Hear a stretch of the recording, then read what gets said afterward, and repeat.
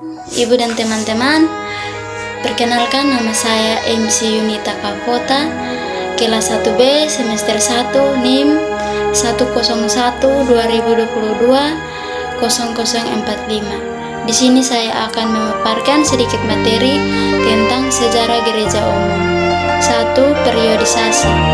Periodisasi sejarah gereja adalah pembagian waktu dan masa yang bersejarah dalam perkembangan gereja di seluruh dunia. Sejarah gereja di Indonesia tidak seragam dalam menetapkan tahun-tahun dan peristiwa-peristiwa yang berhubungan dengan gereja di Indonesia pada masa lampau. Periodisasi sejarah gereja umum dapat dilihat pada tahun dan peristiwa yang terjadi seperti A. Tahun 350 sampai 950 masa adalah sejarah gereja yang kuno. B.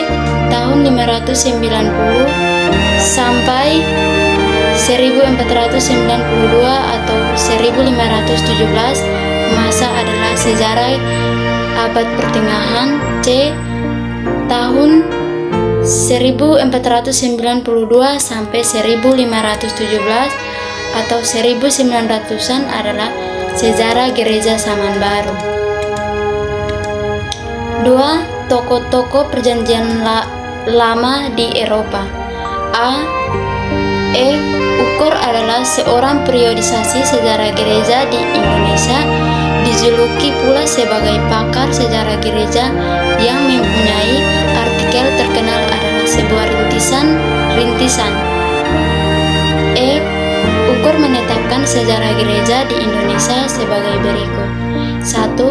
Prasejarah di Indonesia tahun 645 sampai 1930. 2. Sejarah gereja di Indonesia tahun 1930 masa kini. B. Abineno pernah sebagai dosen di Sekolah Tinggi Teologi Jakarta, lahir pada tahun 1917 dan wafat pada tahun 1995. Abineno adalah seorang pendeta dari Gemik dengan latar belakang Calvinis. Beliau adalah seorang tokoh yang berasal dari Kupang, NTT. Ia juga adalah salah satu pendiri Yamuger dan menjelaskan hubungan antara manusia dengan Allah.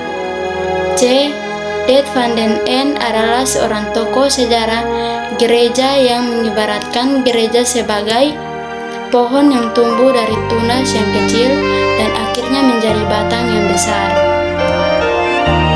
Ada cabang dan ranting-ranting, demikian juga gereja yang berasal dari jemaat yang kecil sudah akhirnya menjadi banyak gereja yang berbeda-beda tata cara kebaktian dan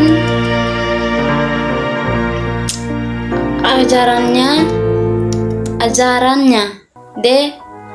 Aritonang juga adalah seorang tokoh sejarah gereja yang berasal dari Batak dengan karya tulisnya yang berjudul Sejarah Perjumpaan Kristen dan Islam di Indonesia. Terima kasih. Shalom.